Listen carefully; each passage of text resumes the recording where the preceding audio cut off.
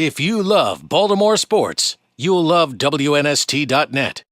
I don't think that I set the bar. I think that when you go back and look at it, you see guys like Jack Del Rio, who got 1 year as a defensive coordinator, and Mike Tomlin, 1 year as a defensive coordinator. But he had never been. It doesn't matter. The point is, so I got him 1 year before somebody else would have gotten him if he would have become a coordinator. That's what my point is. I don't think that it's fair to take credit, because I think we were 1 year away from maybe John being that guy a year later that everybody saw. So, and then of course Dan did it with Zorn and they did it, so it was kind of happening simultaneously. So I don't really know that it is almost a general trend, but a guy like Mike Tomlin, who really nobody knew, and I don't know half the NFL knew that he was a coordinator for 1 year. He was the kind of to me the guy that said, the Rooneys have done this a couple times with Cowher and Tomlin. So I think the Rooneys probably deserve more credit, and I kind of looked at that because he had come in the year before.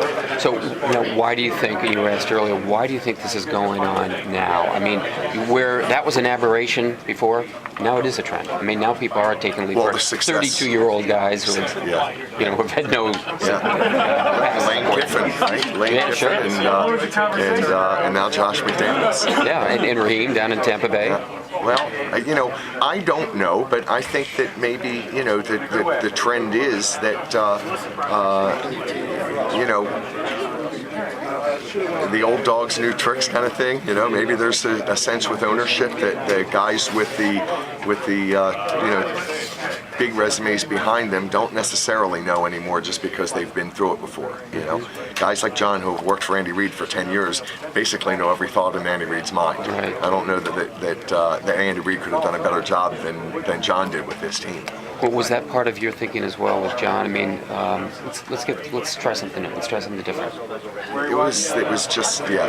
It was meeting him and getting to know him, I think some people consider it taking a chance, but relatively speaking, I didn't consider that big of a chance. Correct. Well, and why is that? Just because of the person he is? No, I think it's my personality, and I think it's my background. With Aerotech, I think that we built one of the largest companies in the industry, and we didn't go out and hire our competitors seasoned vets. We always brought kids right from college and trained them, and felt that working with them and teaching them from the ground up made them great. And now my company's run by a bunch of 40-some-year-old people that I hired at 22. Right.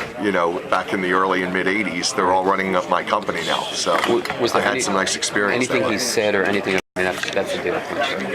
I can't say anything in particular. I really can't. Okay, and lastly though, you just don't consider though going, after a special teams coach. I realize you've been a secondary coach for 1 year, but special teams coaches being hired, head coaches, is extraordinary. Frank Gann's got a chance in Kansas City, but he's the exception, he's not the rule. To do something like that, you don't consider that a gamble?